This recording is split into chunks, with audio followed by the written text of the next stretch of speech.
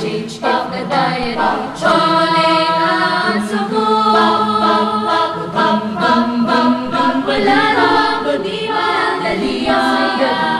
Wala namang kundi ikaw at siya. Nalihang na natin maging mismo sa nagmamahal na para ang sinira sa mundo.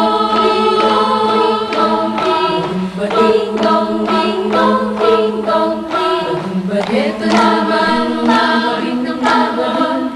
Masama bang sa tulog, nagtipon-tipon.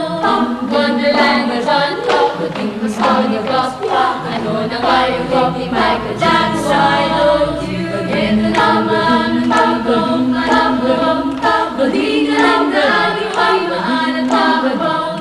Wala namang nagpapakik na lang. Alright, maraming salamat sa ating Christmas choir ngayon, ang Dominican College Glee Club. At magandang umaga mga kapuso. Eto at papalapit tayo ng papalapit sa araw ng Pasko dahil ngayong ikalawang araw ng Disyembre, Huwebes. Eksaktong 23 days na lang, Pasko na tayo. Kaya naman non-stop pa rin ang mga papaskong gimmick namin dito sa Unang Hirit. At para tulungan kami magatid saya ngayong umaga, makakasama natin mula sa GMA News, walang iba kundi si Chiki Manika. Yes, parang malayo na pinanggalingan ko. Parang hindi tayo nagkikita-kita. Masyadong araw-araw, no? Oo nga po, at saka syempre hindi lang po Kapaskuhan ang sineselebrate natin at nandiyan ang karawan ng mga mahalagang tao sa ating buhay. Kaya ngayong umaga, bidang ating birthday girl at isa sa mga pinakamagandang mami. Hindi lang sa buong Pilipinas, sa buong mundo. Happy birthday, Lynn! Happy birthday! Kasing ganda ni Lynn, sa mga bulaklak na. Happy birthday! Dahil pala araw-araw ka dito. Oo nga, pag ikaw ang laki nung ano. Oo nga, lahat lang. Kailangan. Maraming salamat. Thank you sa mga bumati kahapon pa lang sa Facebook. Ay, bumati na! Thank you. What's your birthday wish? Masaya lang? Basta masaya lang. Relax. Relax lang. Oh, nice. And of course, tuwing may birthday dito sa Unang Hirit, may hinahanda ang staff namin na birthday challenge. At ang naibulong nila sa akin ay tungkol ito sa mga paborito mong bagay sa mundo, ang pagkain. Kung ano ang yummy as in yummy food challenge ng UH para sa ulit, abangan mo yun mamaya. Ay, okay na. Today's your lucky day. Handa na akong kumain, basta matamis, ha? And speaking of food, mahilig talaga ako sa mga matatamis na bagay. Kaya ang pupuntahan natin ngayon, tsak na magugustuhan ng mga may sweet tooth dyan. Tara na, sa isang paggawa ng napakasarap na brownies. Hindi lang panghandayan, pwede rin panregalo at pang-business ngayong Pasko. Mamaya sisilipin po natin kung paano yung ginagawa kasama ni Monica. So si Monica ang kakain for me. Wow, look at that. Mangiloko Feeling ko na yung naramdaman ko na yung calories. Oh, wow, sarap. Sa bato ko, ang ganda. O, at bukod sa food, ano pa ba ang gusto mo, Maring Lynn? Laruan talaga. Laruan? Okay parang 3 years old ka pa lang Ito, Korean. Oh, yes, Mahilig ka pa rin ba? Yung mga Yes. Korean stuff. Okay. Yes. Kaya eto, alam mo ba, dito mismo sa Metro Manila, meron ng theme park na Korean-inspired. Ay, naku, ire-remote ka namin. Kasama ni Susan Enriquez. Nandyan sa Seriland, the land of happy thoughts, na inspired daw ng isang sikat na theme park sa South Korea.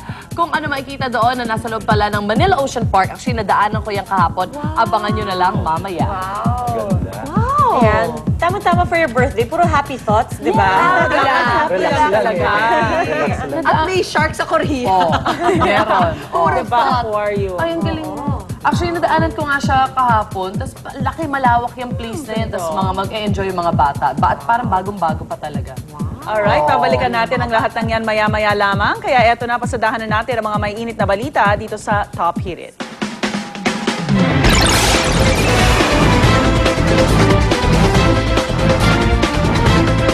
Labing-limang ulo ng baboy ang nasabat ng mga otoridad sa boundary ng San Jose del Monte at Santa Maria, Bulacan. Yan ay dahil hinihinalang double dead o botsa dahil sa nilalangaw na ang mga ito. Naharang po ang botsa na lula ng 2 AUV. May narecover din ang mga pulis na 3 buhay na baboy pero may sakit at nanghihina na. Ang 2 driver ng AUV idiniretso sa Camp Oliva sa Pampanga para sa investigasyon, makaraang walang maipakitang papeles kaugnay ng pagbabiyahe ng mga karne. Iginit naman ng isa sa mga suspect na napag-utusan lang silang kunin sa Bulacan ang mga baboy. Gayunman hindi raw niya matandaan kung sino ang kanyang nakausap maski ang pangalan nito. Samantala, nauwi sa Caraza ng protesta ng mga kuliglig drivers sa tapat ng Manila City Hall kahapon na ayon sa Commission on Human Rights, masyado naging marahas ang dispersal na ginawa ng mga otoridad.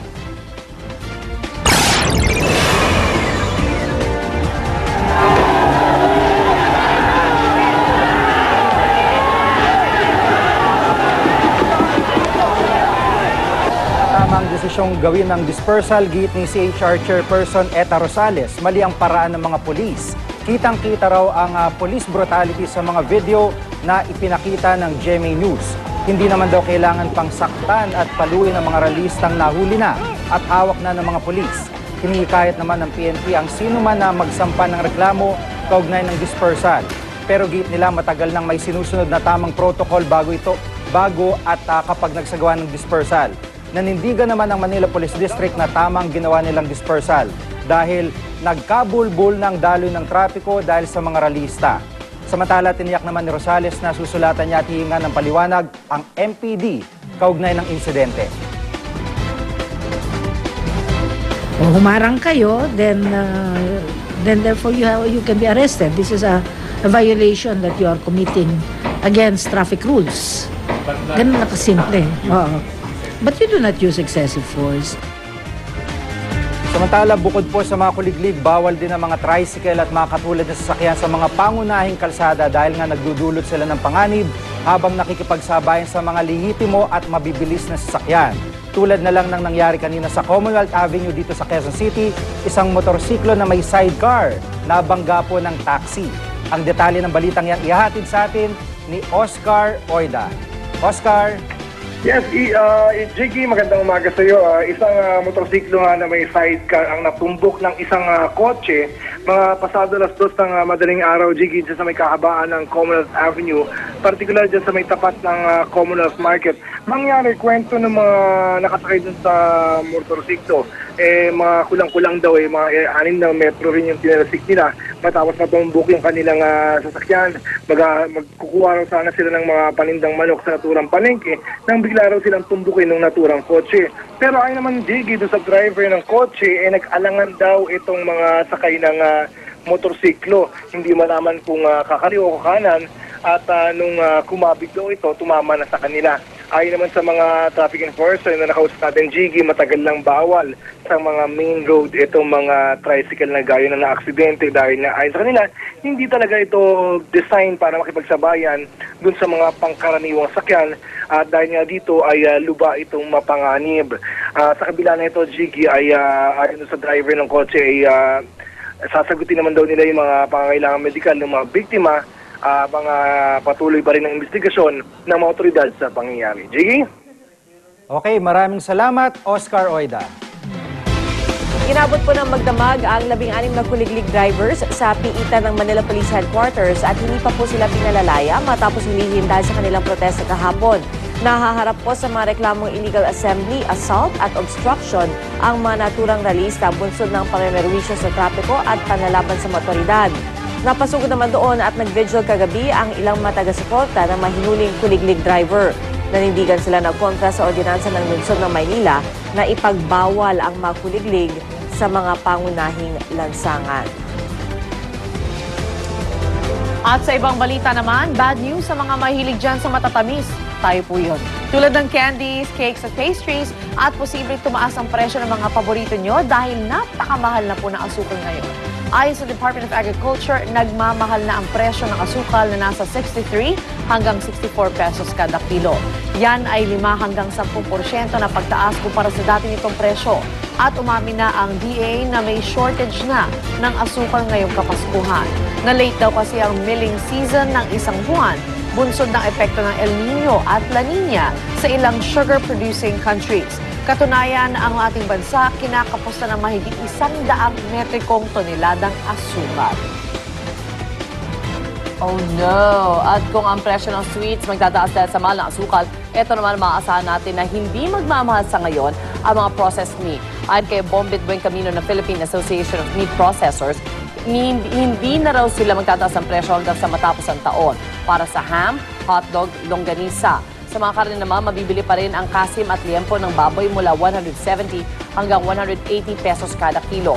At ang manok, stable din ang presyo mula 125 hanggang 130 pesos kada kilo. Samantala, pasadahan naman natin ang mga maaksyong balita sa umagang ito sa ating Ronda Report.